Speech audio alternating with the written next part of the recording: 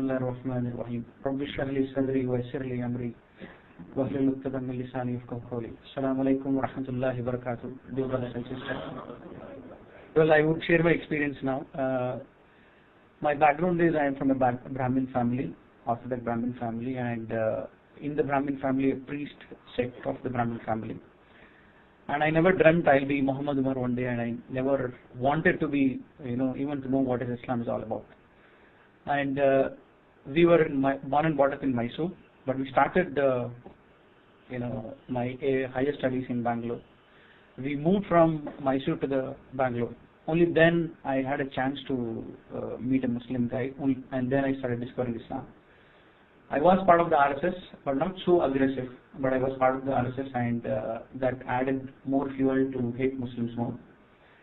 And my parents are Brahmin, and I was at a very young age I was given a priesthood. It's just that in our religion we give a thread, and with that you become a priest. They call it as brahmachari.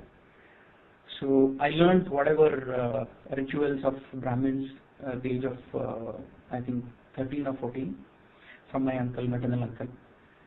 And then for my diploma I had to come here to Bangalore. And when we reached Bangalore, my parents found in Bangalore just that only working will not help us to grow. They wanted to do some kind of a business. They found a Muslim businessman where they can invest in his shop and get an extra source of income. And they wanted someone from the family to manage that particular investment in his shop. And his shop is still running in Vijayanagar and Chickpet and everywhere. So he agreed for no profit, nothing, and he gave it in a nice way. And my parents were very impressed with him, and we started talking about him at home. And they wanted me to go and take care of this particular investment which we have done. I was not prepared for it. I used to tell them that I can work anywhere else, but not with a Muslim. I don't like to work with a Muslim. And there was no such need that I had to work, because we are not in such a situation that we have to work. It's just that they wanted to get more of the income, and they wanted to manage. So I said, I will not work with a Muslim. I managed my first year after coming to Bangalore to escape out of this. The second year, they forced me, my mother used to go in her vacation, because it's my money, my investment, it's my business. So I need to go and manage because you are not going there.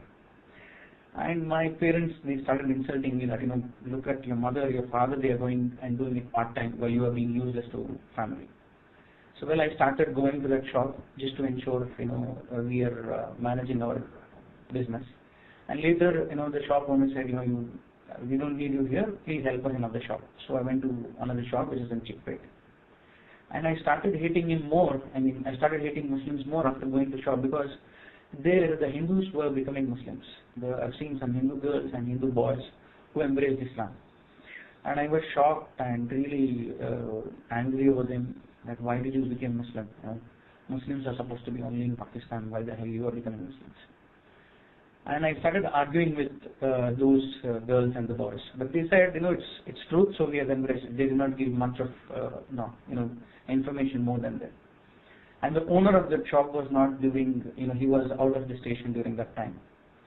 And I wanted to know why they embraced Islam, and I wanted to, tell them that you don't have the knowledge of Hinduism, because you are from non-Brahmin sect, and we Brahmins are proud Hindus, and I will share the knowledge of Hindus, so that you leave this Islam. And I started arguing with them. And he gave me a Quran translation of Abdullah Yusuf Ali. He said, you can read this and if you have any questions, you can ask us, no problem. So I started reading Quran. Meanwhile, I also started analyzing Hinduism with much more consciousness than what I did previously. I analyzed few so-called gods as per Hindu beliefs, and afterwards I concluded that Hinduism is actually some imaginary or something false belief. It's not making sense for me. Few I would share. One is I was a part of RSS member, and Ram Bhagwan was naturally much more dear to anything else. So I started analyzing about Ramayana and Ram, how his life was.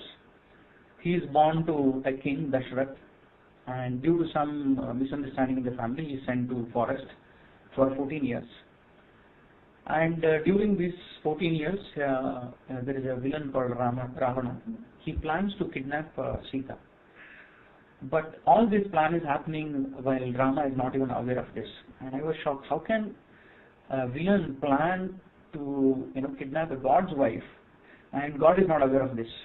How is this possible?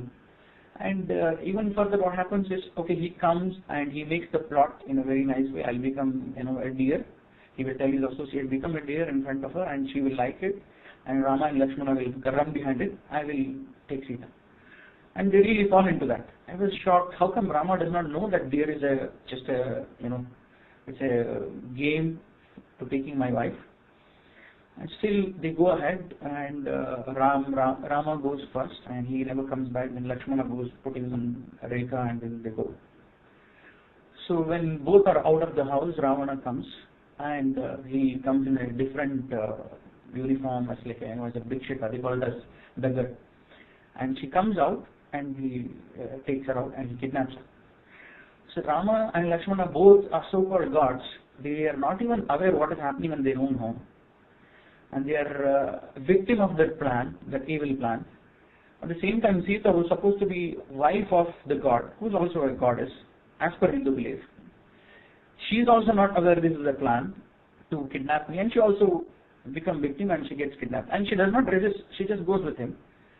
Because she has no power. She resists by word, but if she is a god, she has to save herself.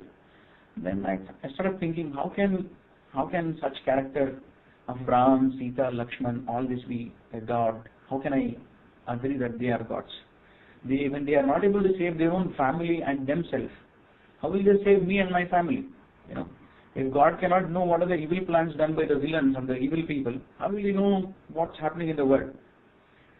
Well, I was very disappointed, but I thought, okay, we have about crores of gods, so somebody will save me to argue with these guys. And I went and checked Ganesha's history. I used to be a favorite, one of the biggest mushrik you can call it, during that time, going in temples and singing songs, praising for him. I was so favorite for the temple people as well. And when I analyzed his life story, his mother, Parvati, she creates, because she wants someone as a watchman, she creates. And she says, you are my security while I am taking bath.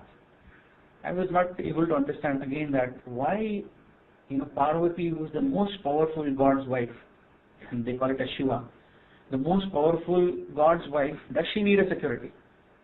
Okay, that's again a question mark. Then he is created, and Ishvara is, her husband is out. As per Hindu belief, he is the, the super power God.